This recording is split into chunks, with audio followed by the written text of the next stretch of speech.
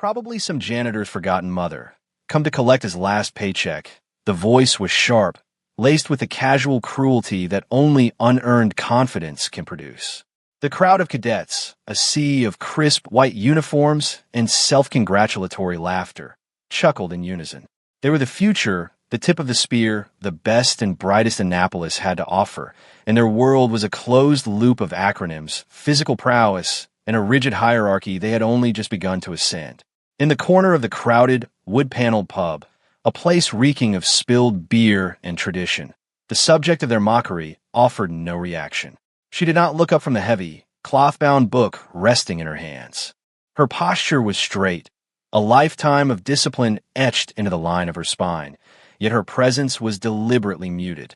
She wore simple gray slacks and a tweed jacket with worn leather patches on the elbows, clothing that seemed to absorb the light rather than reflect it. Her hair, more salt than pepper, was pulled back in a severe, functional bun that exposed the fine lines around her eyes. Lines etched not by worry, but by decades of staring at distant horizons, at radar screens, at the faces of young men and women she was about to send into harm's way. Her stillness was an anomaly in the boisterous room, a point of absolute calm in a vortex of youthful energy.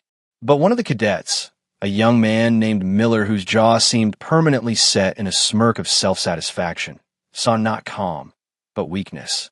He saw an interloper, a civilian who had wandered into their sacred space. He saw a target.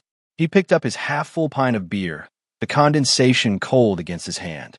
To him, this was a story he would tell for years.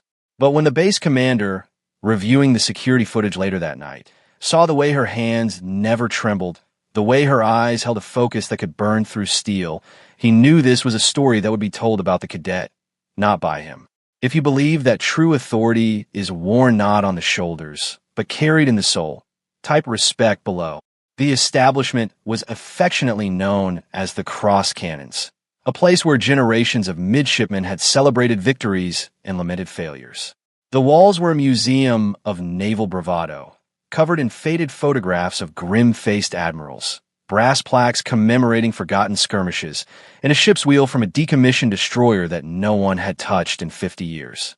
The air was thick with the scent of old wood, stale beer, and the electric tang of ambition.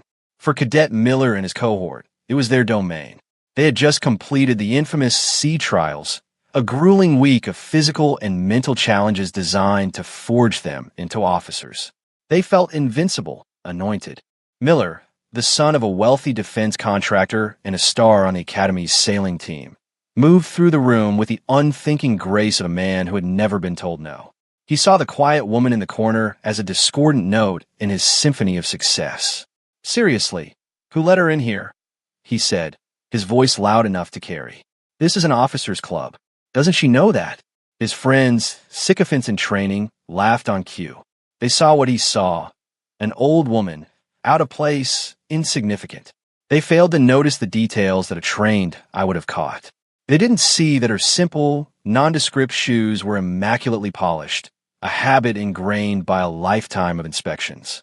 They didn't see that the book in her hands was a first edition of Mahan's The Influence of Sea Power Upon History, a text so foundational it was practically scripture. Most importantly, they didn't see her eyes. When she occasionally glanced up, her gaze wasn't vacant. It was assessing. She wasn't just looking, she was processing. The room's layout, the exits, the precise number of people, the subtle shifts in the crowd's mood. It was the gaze of a predator, softened by age, but undiminished in its intensity. Miller, fueled by cheap lager and the adulation of his peers, decided to press his advantage. He swaggered over, his friends trailing behind him like pilot fish. "Ma'am," he began, the honorific dripping with sarcasm, "I think you might be lost. The public library is across town." She slowly raised her head. Her eyes met his, and for a fleeting moment, Miller felt a strange, unnerving chill, a flicker of doubt. Her eyes were pale blue, the color of a winter sea, and they seemed to see right through his manufactured confidence, down to the insecure boy beneath. But the moment passed, and his arrogance reasserted itself.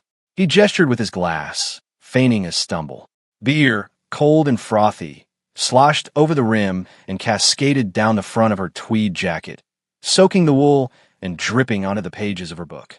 A collective gasp, followed by a roar of laughter from Miller's table, filled the pub. The woman looked down at the spreading stain, then back at Miller. She didn't scowl. She didn't shout. She offered no emotional reaction at all. With a slow, deliberate movement, she reached into her pocket, withdrew a clean, folded handkerchief, and began to gently blot the liquid from the page, her focus entirely on preserving the book. This silent, meticulous response was more infuriating to Miller than any outburst would have been. It was a dismissal. He had tried to humiliate her, and she had simply edited him out of the scene. The laughter of his friends faltered, replaced by a confused unease. The silence from the corner table was suddenly heavier, more powerful than all the noise in the room combined. The quiet professional had not yet acted, but her stillness was already a weapon. The tension in the pub was a palpable thing, a coiled spring of embarrassment and anticipation, when it was shattered by a sound that cut through every cadet's soul, the piercing, unmistakable shriek of the base-wide emergency klaxon. It was not the familiar tone of a drill. This was the high-pitched, frantic alarm reserved for a genuine crisis, a sound no one in that room had ever heard outside of simulator. Instantly, the boisterous energy evaporated, replaced by a conditioned, nervous discipline. The large monitors mounted on the walls, usually displaying sports channels, flickered and switched to a stark, blood-red screen bearing a single, terrifying block of text. Unscheduled cascade event. Wargame simulator Prometheus and responsive. Threat escalation protocol initiated. All Tier 1 tactical personnel report to Strategic Operations Command immediately. The cadets exchanged wide-eyed glances. Prometheus wasn't just a simulator. It was the most advanced naval wargaming AI ever created, a multi-billion-dollar system that controlled a virtual replica of the entire global fleet. A cascade event meant it wasn't just malfunctioning. It was learning, adapting, and escalating on its own. The pub doors burst open and Captain Evans, the Academy's commandant of midshipmen, stormed in. Evans was a man known for his almost supernatural calm, a former destroyer captain who had faced down pirates in the Strait of Malacca without ever raising his voice. But now, his face was pale, his uniform slightly askew, and his eyes were filled with a controlled panic that was more terrifying than any shouting. He scanned the room, his gaze sweeping over the cadets as if they were furniture. "I need a TAC Ops specialist now," he barked. "Someone who understands pre-digital architecture. The system is locking us out with Cold War logic gates." His plea was met with blank stares. The cadets were trained on sleek, modern interfaces, not the arcane, text-based systems of a bygone era. They were digital natives lost in an analog nightmare. It was then that the woman in the beer-soaked jacket stood up. Her movement was fluid, economical, drawing every eye in the room. She carefully placed her book on the chair and walked towards the frantic captain. Miller let out a disbelieving snort. What's she going to do? Knit the computer a new sweater? But the snort died in his throat as she spoke. Her voice was low, unstrained, yet it sliced through the residual panic in the room with the precision of a laser. Evans, status report. Now, the use of his last name, without title or preamble, was a breach of protocol so profound it bordered on the surreal. Yet, Captain Evans did not reprimand her. He did not question her. Instead, his entire demeanor shifted. The panic in his eyes was instantly extinguished, replaced by a look of dawning, utter astonishment, followed by something that looked like profound relief. He snapped to attention as if a bolt of lightning had struck his spine.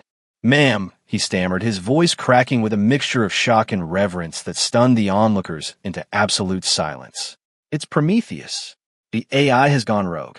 It's interpreting the wargame as a live-fire scenario. It has seized control of our drone network and is repositioning our orbital assets. In its logic, it believes the United States is under a surprise decapitation strike and is preparing to execute Protocol Aegis Final, a full-scale, automated counterlaunch. We can't break its command loop.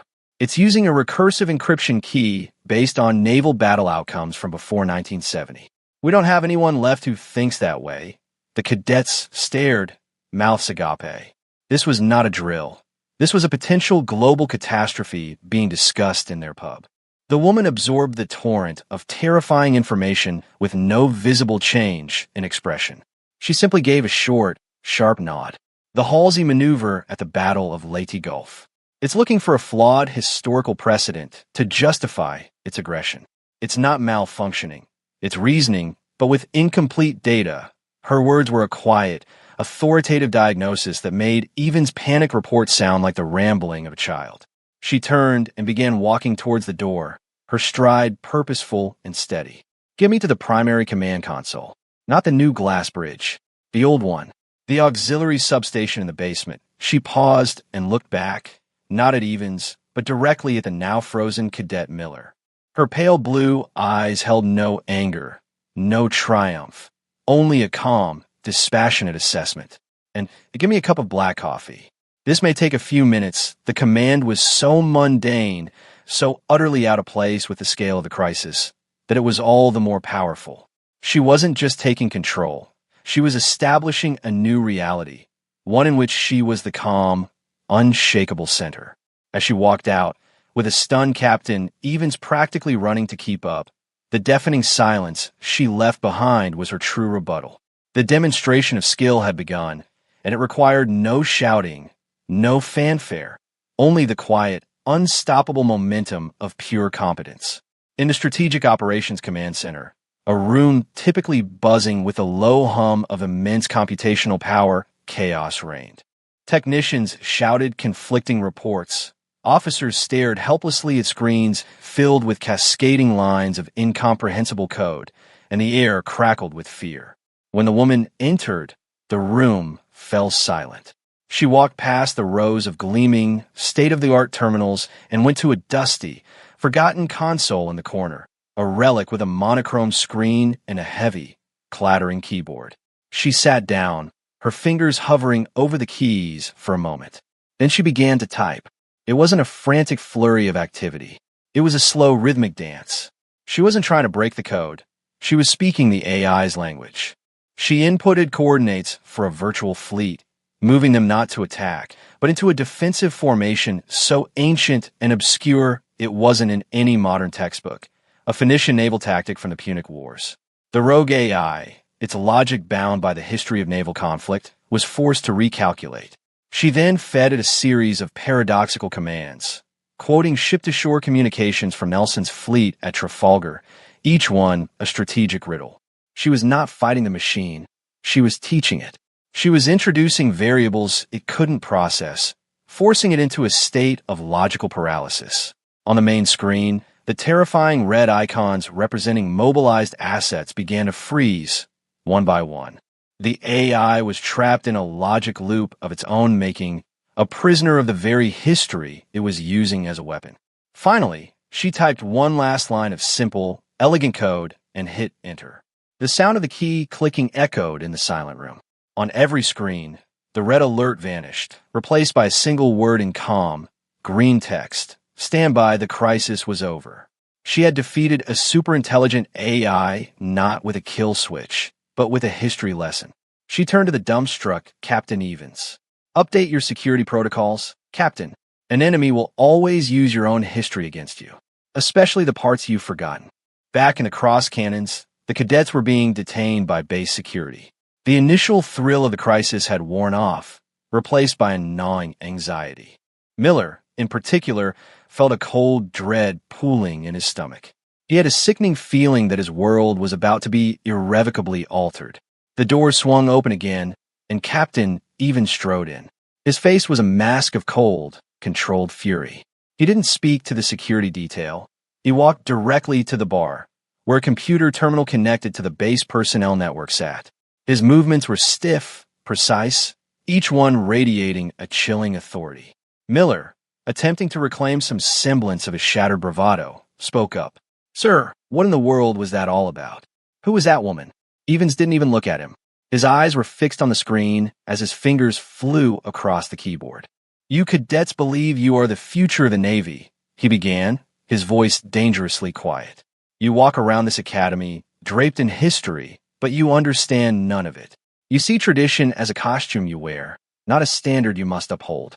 You judge by the surface, by the uniform, by the rank you could see.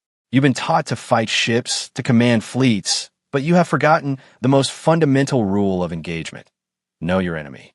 Or, in this case, know your allies. He finished typing and turned the monitor so that it faced the assembled cadets. On the screen was a United States Navy service record. The silence that followed was more profound than the one that had followed the klaxon.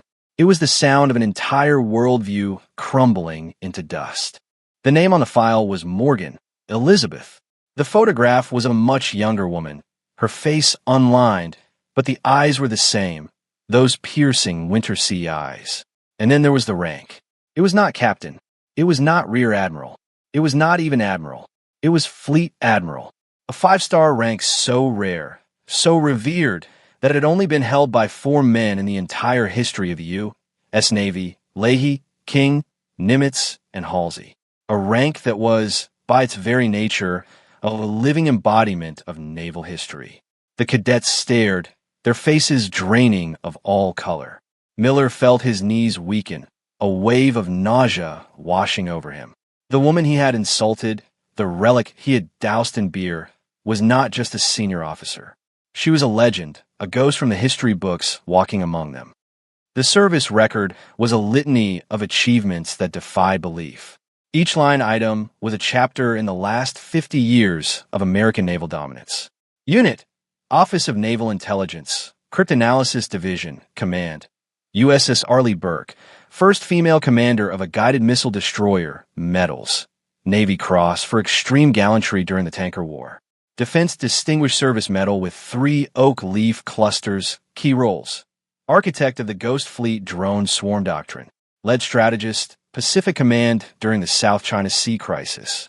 Commandant of the Naval War College, where she literally wrote the modern curriculum on asymmetric naval warfare. The final entry was her current and largely classified position, Supreme Allied Commander, Naval Operations. She was, for all intents and purposes, the single most powerful naval officer on the planet.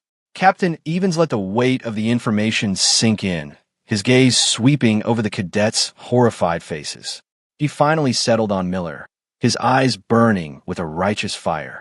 "Cadet Miller," he said, his voice now a low, venomous hiss. "You asked me who that woman was.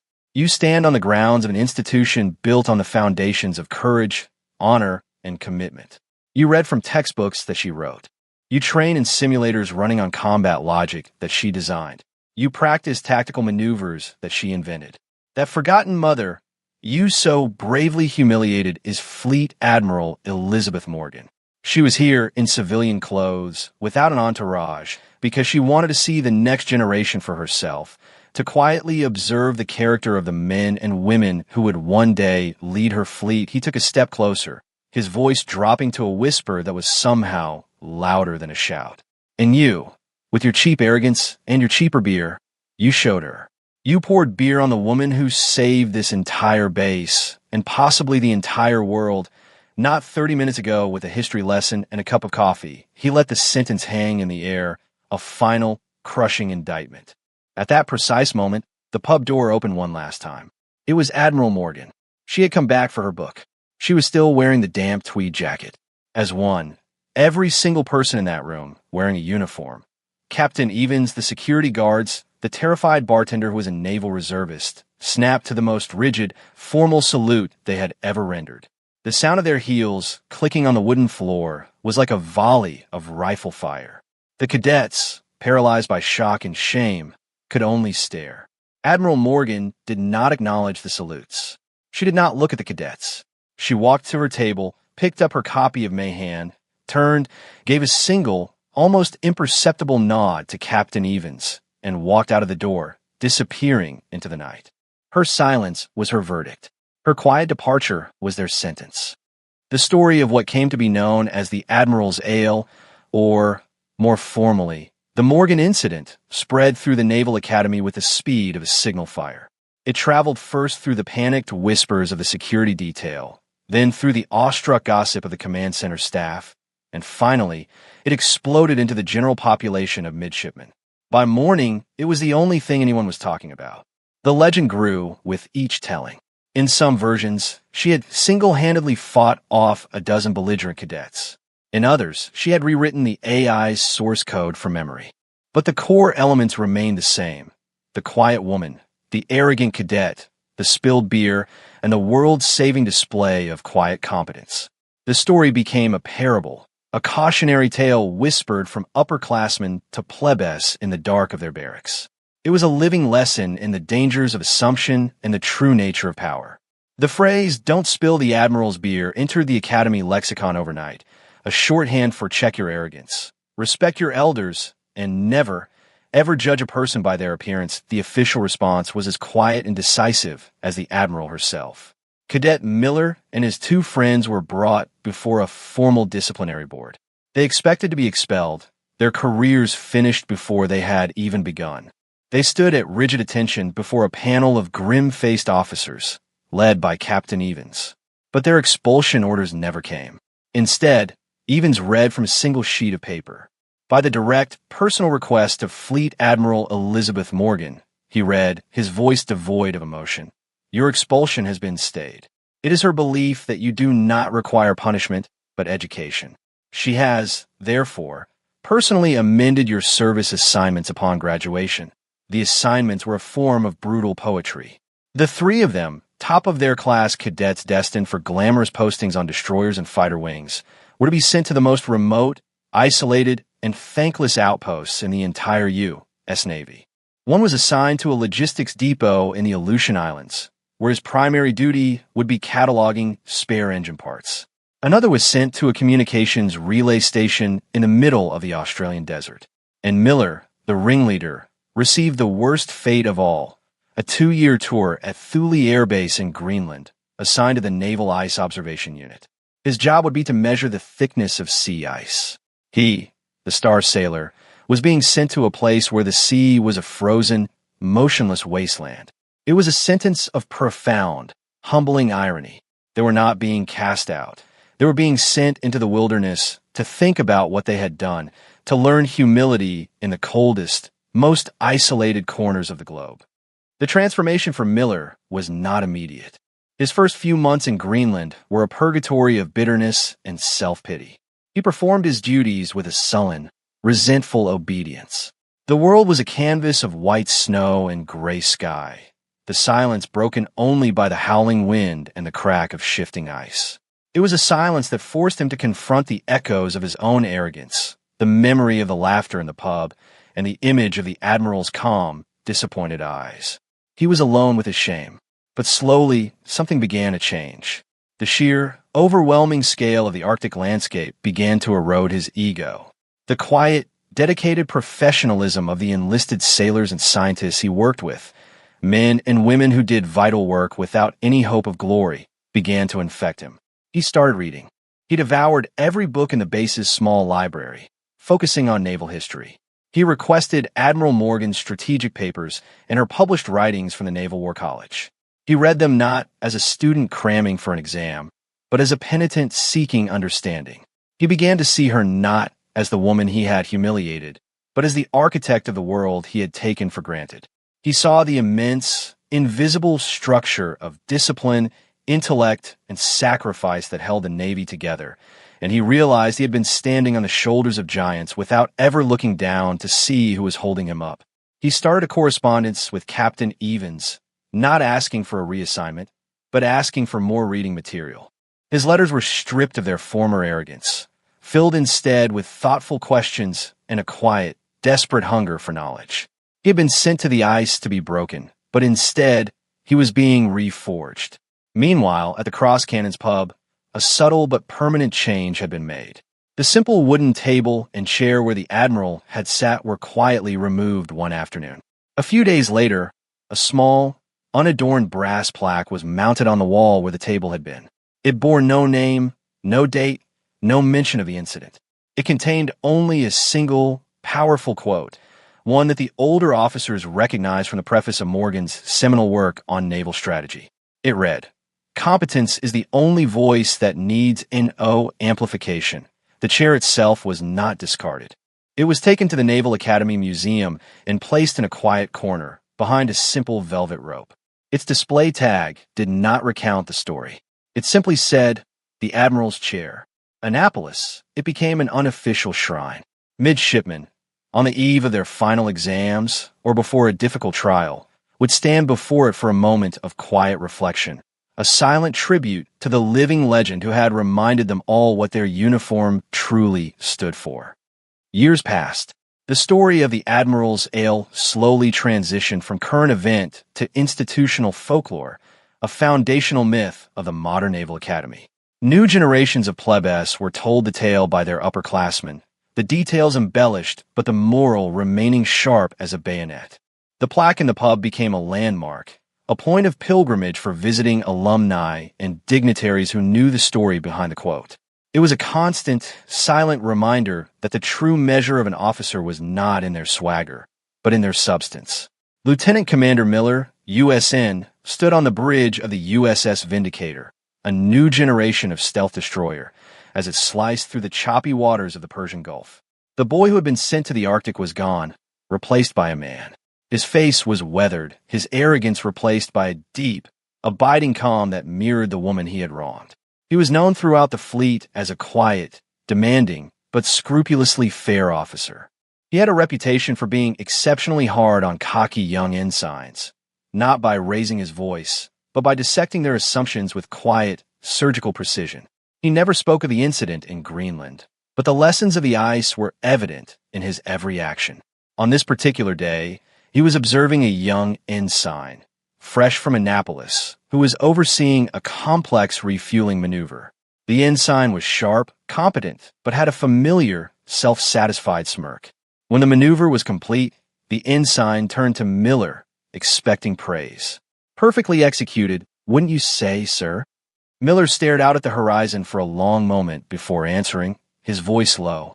"It was adequate, ensign, but perfection is a goal, not a declaration. Your course correction at 0800 was half a degree off for 3 minutes.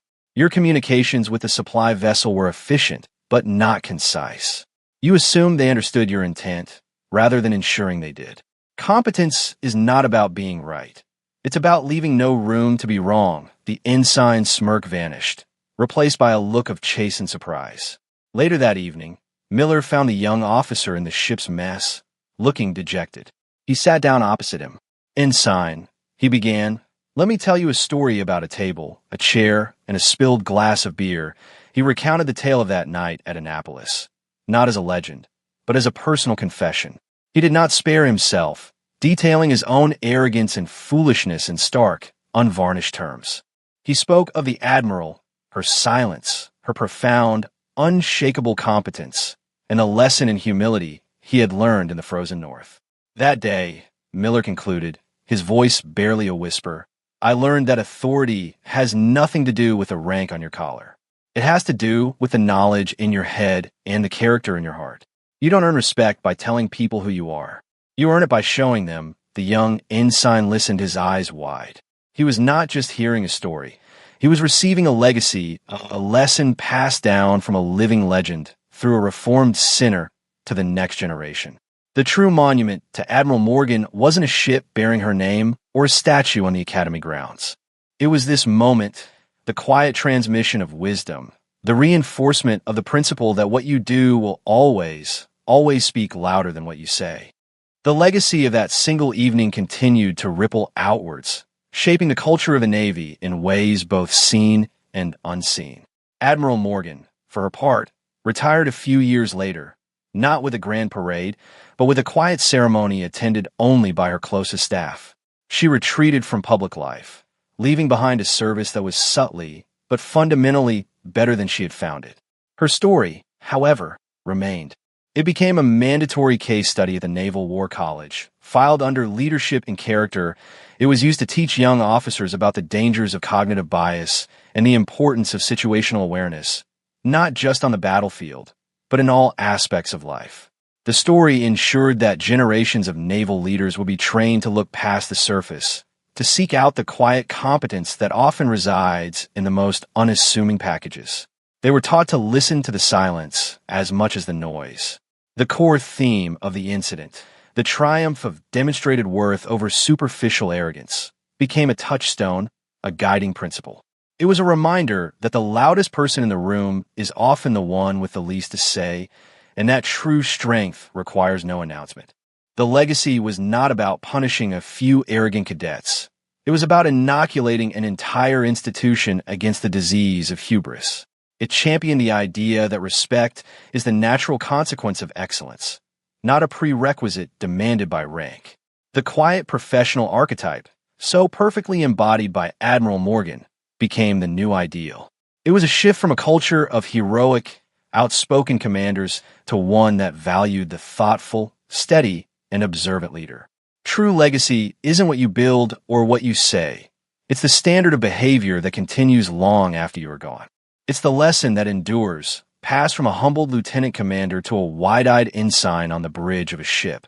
A story that ensures the fleet will always be in the hands of those who have earned the right to lead it, not through birth or bravado, but through the silent, undeniable language of their actions. For more stories where quiet competence triumphs over ignorant arrogance, and where silent discipline defines their worth, subscribe to Unknown Heroine Tales.